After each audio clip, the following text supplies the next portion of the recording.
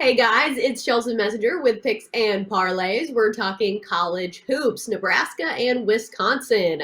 We've got a promo code. The code is HOLIDAY for 20% off the entire site at picksandparlays.net. Wisconsin favored very heavily in this one, minus 17 and a half. The total is 141 and a half. The Badgers enter 6-1 on the year, 4-3 against the number, while Nebraska enters 4-3, 2-4 against the spread. We've got Nick from the Insider's Room to break this one all down for us. Nick, initial thoughts between these two teams? Well, I'm looking at this game. I'm looking at each team's record. I'm looking at what they did in their most recent matchup against each other. I'm looking at what they did in their last games leading up to this moment. I'm looking at each team's schedule to see who they play next. Wisconsin is great. Obviously, Chelsa, as you mentioned, it's 6-1 overall. It's 6-0 at home. Nebraska 4-3 overall, 2-4 against the spread. You just mentioned that. But I think that there are some great situational and motivational factors working in favor of the underdog here. And so I'm not going to call for an outright upset or anything.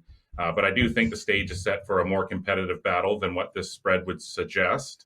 So first of all, Nebraska, it plays with revenge here. It lost the last time these teams got together. That was 81-64 back on February 15th, just before the pandemic hit. I also think this sets up as a look-ahead spot for Wisconsin as well, because it has a big nationally televised Christmas game at Michigan State. Nebraska lost to Creighton 98-74, but then it bounced back with a confidence-building 110-64 win over Doane in its most recent action. So, Chelsa, I'm primarily a situational or motivational handicapper. I don't know if you do that, but the actual players on the court or the field of play, they usually don't factor into my decision-making process when I'm handicapping. And for me, this particular contest definitely sets up well for Nebraska.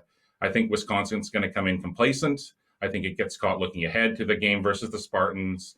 And I like Nebraska here in this revenge spot on the road, getting the points. So yeah, no outright, but closer than expected, Chelsa. So that's my call here. I'll recommend grabbing the points. Yeah, that's a lot of points, especially in college basketball. So they'd have to completely blow them out of the water completely in order for that backdoor not to be open at any time in the second half. Any other leanings on, you kind of mentioned the total, so I guess we don't need to go there. Any other tidbits you think bettors should know before betting on this game? To actually touch on the total there, I just think that the last thing that Nebraska wants to do is to turn this into a shootout with Wisconsin.